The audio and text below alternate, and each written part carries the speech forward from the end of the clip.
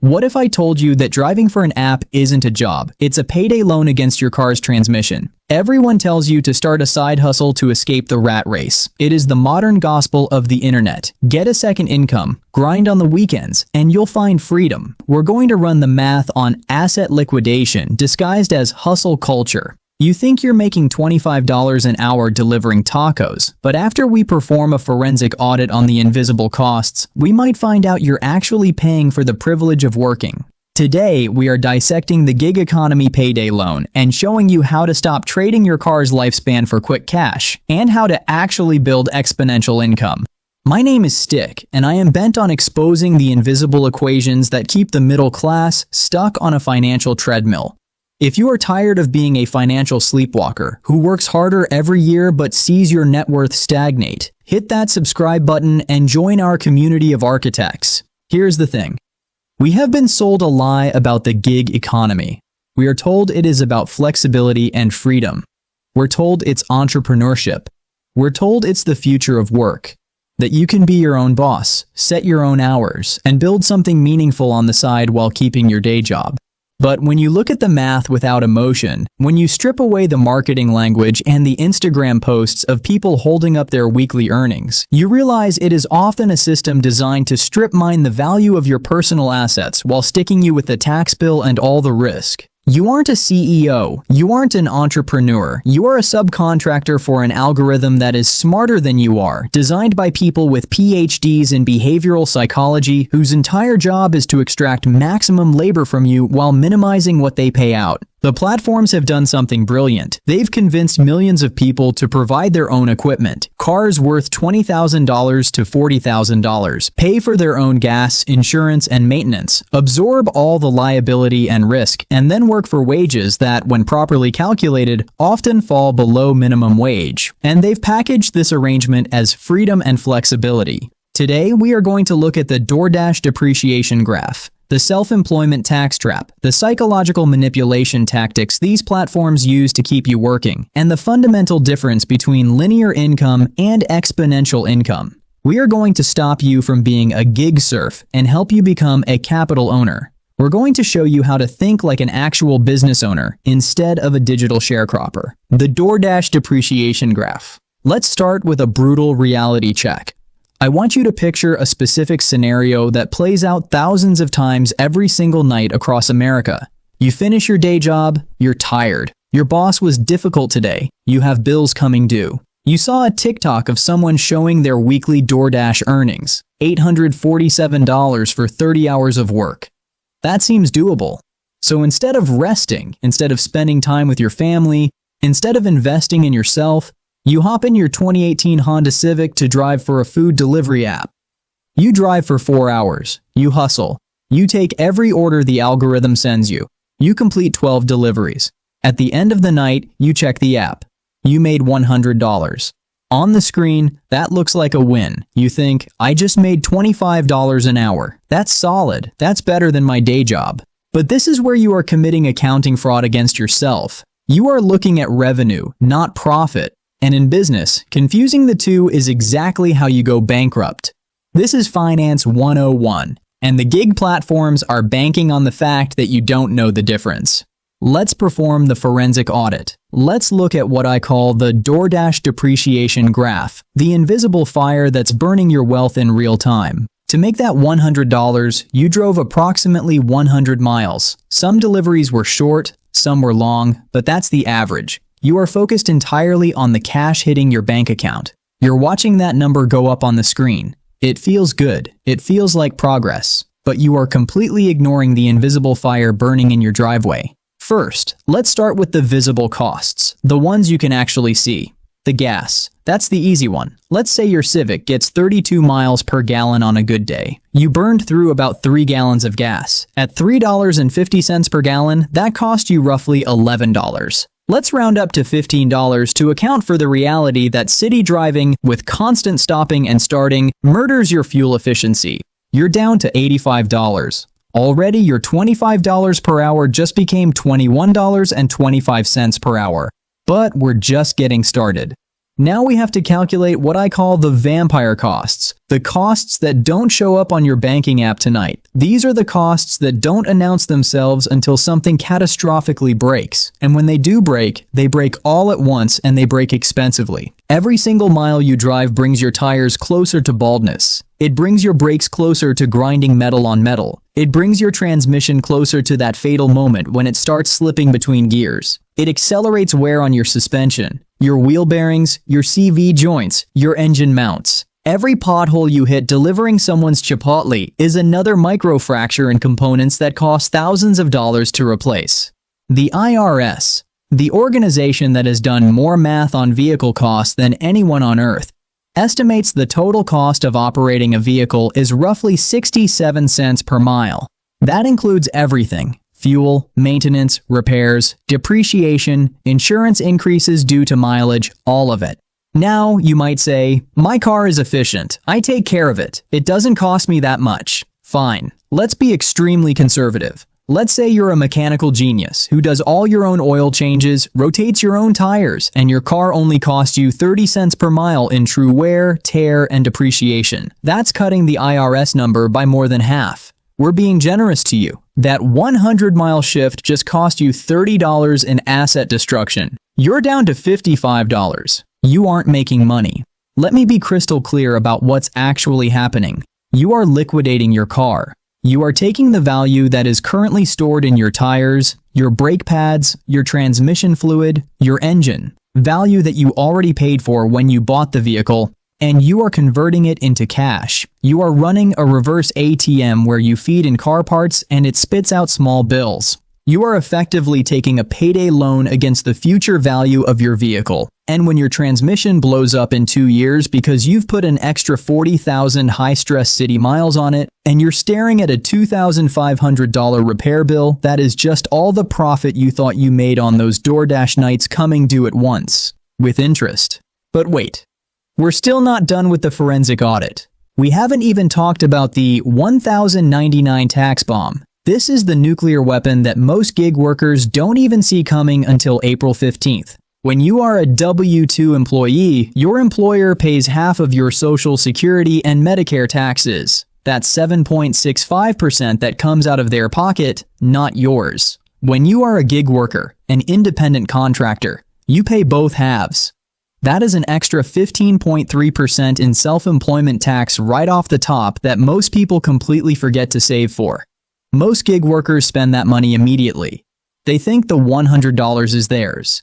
Then tax season comes and they owe $800 or $2,000 or $5,000 that they don't have. They end up on payment plans with the IRS, accruing penalties and interest, digging themselves deeper into a hole. So let's run the complete forensic audit one more time with all the real numbers on the table.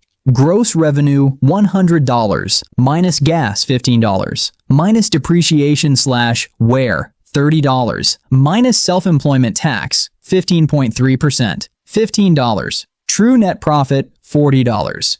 You worked 4 hours for $40. Your real hourly wage is $10 an hour. You are working for poverty wages. You are making less than the minimum wage in most states. But because the app gamifies the experience with flashing lights and push notifications and earnings goals and little confetti animations when you complete a delivery, you feel like you're winning. You feel like you're hustling. You feel like you're building something. You are trading your time and your most valuable asset for less than minimum wage. And the truly insidious part? You're doing it voluntarily. You're competing with thousands of other drivers to accept these orders. You are in a race to the bottom, and the only winner is the platform taking 30% off the top of every transaction while bearing zero risk. The algorithmic boss and the gamification trap. This brings us to the psychological warfare that these platforms wage against your brain. These apps aren't just designed by software engineers. They are designed by behavioral psychologists, gamification experts, and people who studied the same addictive design principles that casinos use to keep you pulling the slot machine lever. Have you ever noticed those quests? Complete 5 deliveries in the next 2 hours for an extra $10, or peak pay, earn an extra $3 per delivery during dinner rush. These look like bonuses. They feel like opportunities. They trigger your brain's reward centers. But let me tell you what they actually are. They are manipulation tactics designed to get you to accept unprofitable orders. The algorithm is incredibly sophisticated. It knows, down to the minute, when there aren't enough drivers in a specific area. It knows which orders are bad deals. It knows that there are orders sitting in the system that no rational human being would accept. A 12-mile drive to deliver $8 worth of McDonald's for a $4 base pay and no tip. No sane person takes that order if they're thinking clearly. You'd lose money on that delivery. So what does the platform do? It doesn't raise the base pay to make the order attractive on its own merits. Instead, it bundles that garbage order into a quest. It dangles a $10 carrot to get you to take 3 bad deals that actually lose you money when you run the real numbers. You end up driving 15 miles across town to deliver a burrito for a $4 fee because you are chasing the quest bonus. You've stopped thinking like a business owner analyzing profit per delivery. You've started thinking like a gamer trying to complete achievements. The platform has hacked your brain. But here's the difference between a video game and this. In a video game, the house doesn't actually win anything when you lose. Here, the platform wins every single time. They take a 30% commission from the restaurant. They charge the customer a service fee and a delivery fee. They pay you the absolute minimum they can get away with, and you absorb all the risk. If you get into a car accident on the way to deliver that burrito, that's your problem. Your insurance rates go up.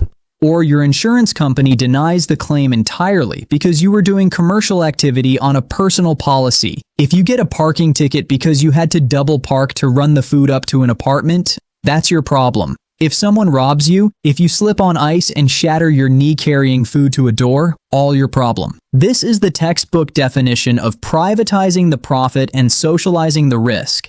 Except in this case, they've managed to privatize the profit for themselves while socializing the risk entirely onto you. The platform developers are sitting in Silicon Valley or Miami or wherever, collecting guaranteed revenue on every transaction, taking zero risk, providing none of the equipment, paying none of the costs. Meanwhile, you are the one out there in the rain, in the dark, in dangerous neighborhoods, wearing down your car, absorbing all the risk and liability for $10 an hour after expenses. You need to realize something fundamental. You aren't building a business when you drive for these apps. You are a digital sharecropper. You are working land you don't own, using equipment you paid for, following rules you didn't set, for a landlord who can change the rent or the algorithm at any moment without your input or consent. They can cut your pay by 20% tomorrow and you have zero recourse. They can deactivate your account because a customer lied and said you didn't deliver their food. You have no union, no collective bargaining, no employment protections. You are the most expendable cog in a machine that has an infinite supply of desperate people willing to replace you.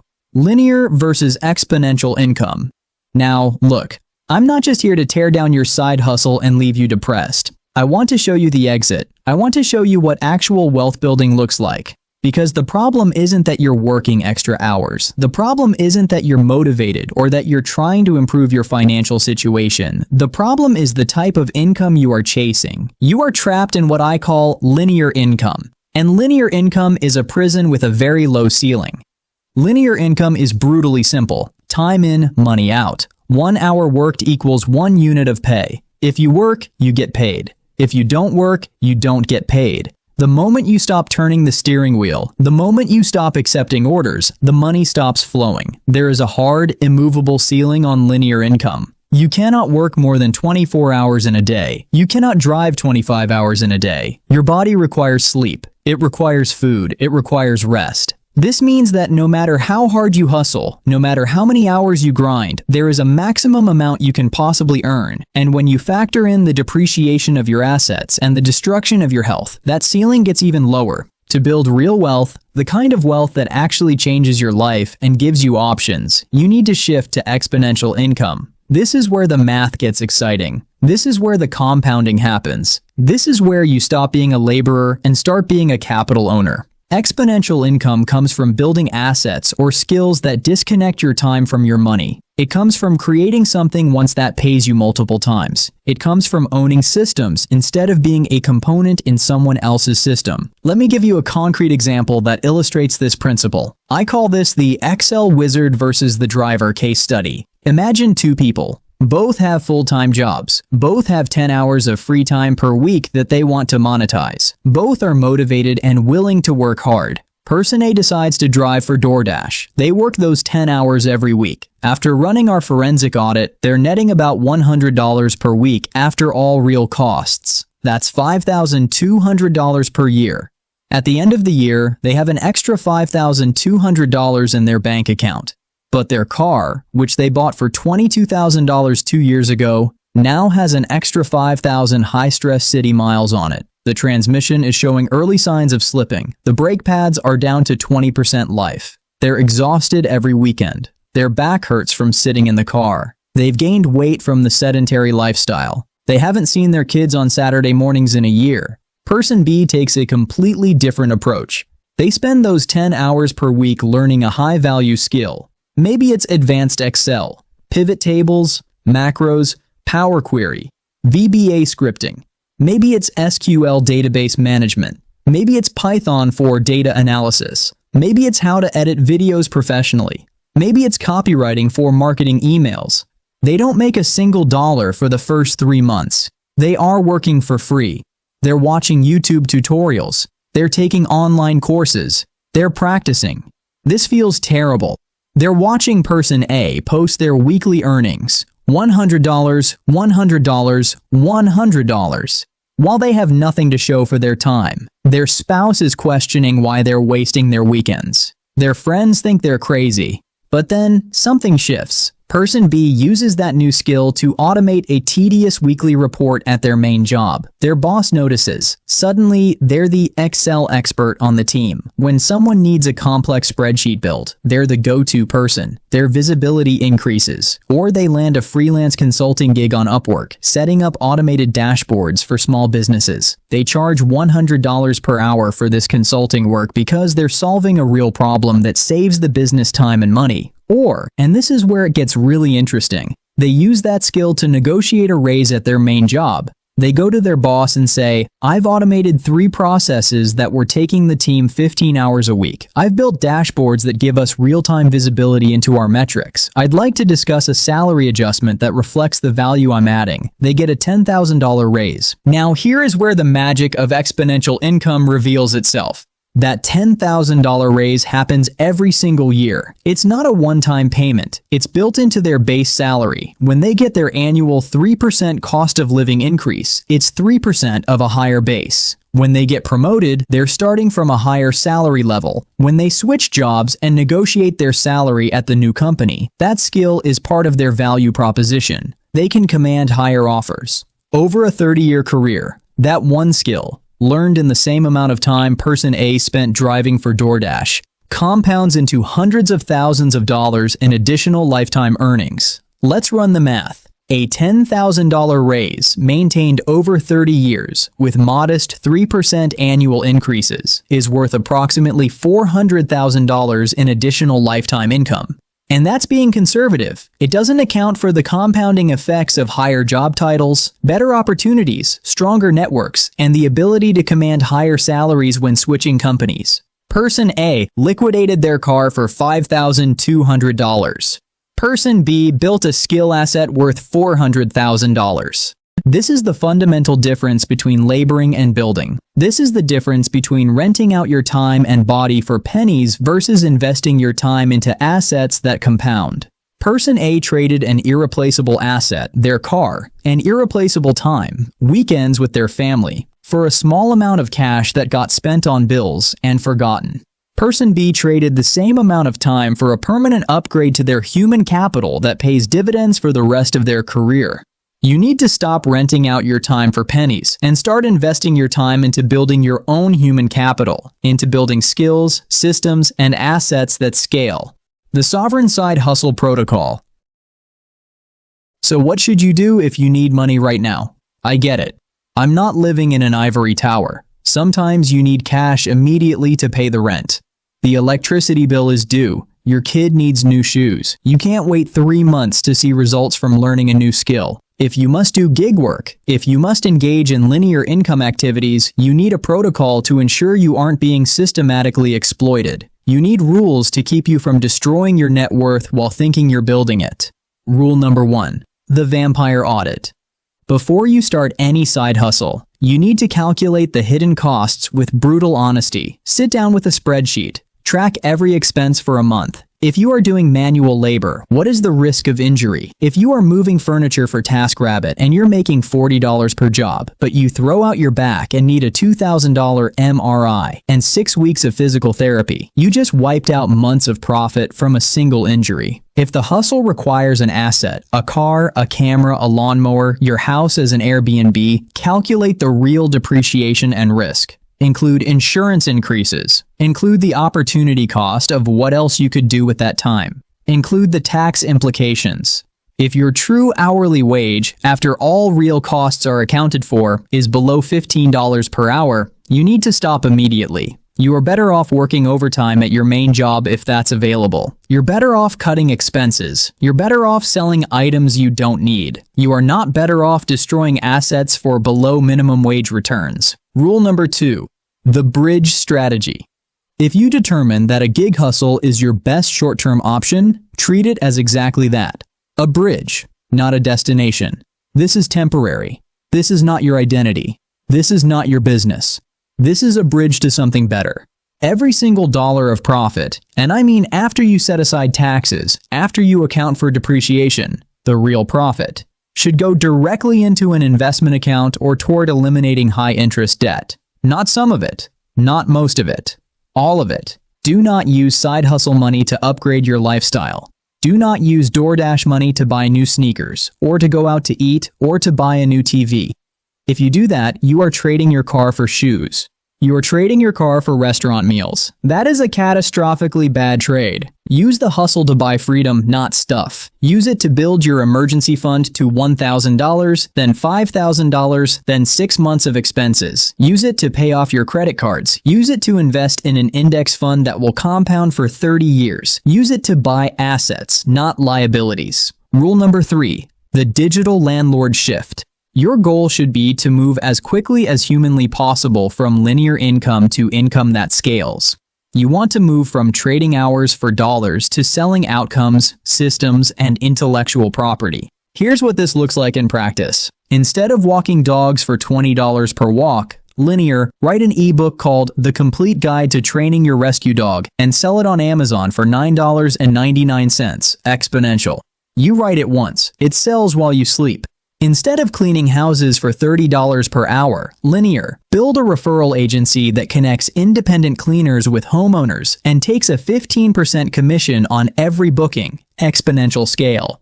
You facilitate transactions. The business runs without you being the one scrubbing toilets. Instead of driving your car into the ground for DoorDash, consider renting your car out on Turo when you're not using it, asset utilization. Though be extremely careful here because this has its own vampire costs, insurance complexities, and risks. Build a YouTube channel teaching something you know. Build an online course. Create templates or tools that people will pay for. Start a newsletter with premium content. Build a small software tool that solves a specific problem. The key principle is this. You want to move from being the person doing the sweating to being the person who owns the system that does the work. You want to get paid multiple times for work you do once. Rule number 4. The skill stacking strategy. Use any side income to invest in yourself. Take courses, get certifications, learn skills that are valued in the marketplace. Stack complementary skills that make you uniquely valuable. If you know Excel and SQL, you're a data analyst. If you add Tableau, you're a data visualization expert. If you add Python, you're a data scientist. Each skill multiplies your value. Each skill opens new doors. Each skill increases your negotiating power. The person who knows one thing is replaceable. The person who knows 5 complementary things is irreplaceable. Here's what you need to understand. The person driving the shiny new truck next to you, the one with the Uber and Lyft stickers in the window, the one who's always talking about their side hustle grind. They might look successful. They might post screenshots of their weekly earnings. They might talk about being their own boss. But they are likely trapped in a cycle of asset liquidation that is slowly, invisibly destroying their net worth. They are trading their most valuable assets, their time, their vehicle, their health, their relationships, for the illusion of income. They are running in place on a treadmill that's slowly speeding up, and they don't even realize they're losing ground. Meanwhile, you, sitting there in your paid-off sedan, learning Python on your lunch break, building a skill stack, investing your side money into index funds, you are building an invisible empire. You are building human capital. You are building assets that compound. You are building optionality. You might not have anything to post on Instagram today. You might not have weekly earnings screenshots to share. But 5 years from now, 10 years from now, you will have options they don't have. You will have skills they don't have. You will have wealth they don't have. Wealth isn't about working yourself to death in the gig economy. Wealth isn't about grinding 80 hours a week and destroying your health and your relationships. Wealth is about owning your time and having maximum optionality. Wealth is about having GTFO money so that when your boss disrespects you, when your company pivots in a direction you don't believe in, when an opportunity appears that requires taking a risk, you can make the choice that's right for you, not the choice you're forced into by desperation. Stop treating yourself like a rental car that you run into the ground and then discard. Stop letting platforms extract value from your assets while giving you poverty wages in return. Start treating yourself like a sovereign business that invests intelligently in its own growth, that thinks long-term, that builds assets instead of liquidating them. If you're ready to opt out of the hustle till you drop culture, if you're ready to stop being a digital sharecropper and start being a capital owner, if you're ready to build real equity instead of just staying busy, subscribe to this channel and join our community of architects. We're not here to grind ourselves into dust. We're here to build leverage. We're here to build systems. We're here to build wealth that compounds. We're building the exit from the rat race, one brick at a time. I'll see you in the next one.